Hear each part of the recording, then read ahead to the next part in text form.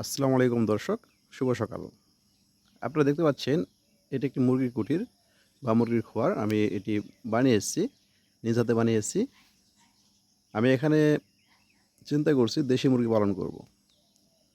তো আমি আগে কখনো মুরগি পালন করিনি। আপনারা যারা অভিজ্ঞ আছেন আমাকে একটু কাইন্ডলি ইনফরমেশন দিবেন। কীভাবে দেশি মুরগি পালন করতে হয় এবং এর ভ্যাকসিন কীভাবে দিতে হয়। প্লাস হলো আমার এই খোয়ারের ভিতরে কিছু সমস্যা আছে, এই সমস্যাগুলো আপনারা একটু সমাধান করে দেওয়ার চেষ্টা করবেন। প্রথমে আমি ভিতরে দেখাচ্ছি।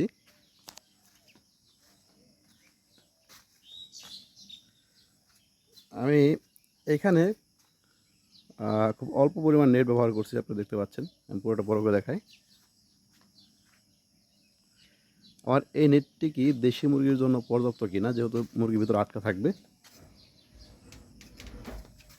খোয়ারের ভিতরে চলে আসছি। আপনারা দেখতে পাচ্ছেন আমি এখানে কাঠ ব্যবহার করেছি, মাচার ভিতরে কাঠ ব্যবহার করেছি।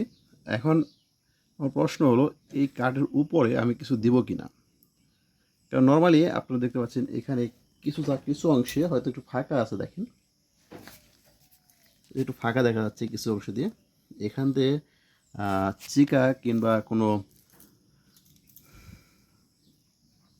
কোনো ছোটো জীব আসবে কিনা বা মুরগি ক্ষতি করবে কিনা, এরকম কোনো প্রাণী এখান দিয়ে প্রবেশ করবে কিনা।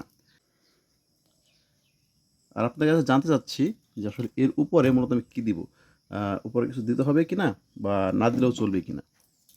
যারা অভিজ্ঞ আছেন আমাকে একটু জানাবেন কাইন্ডলি।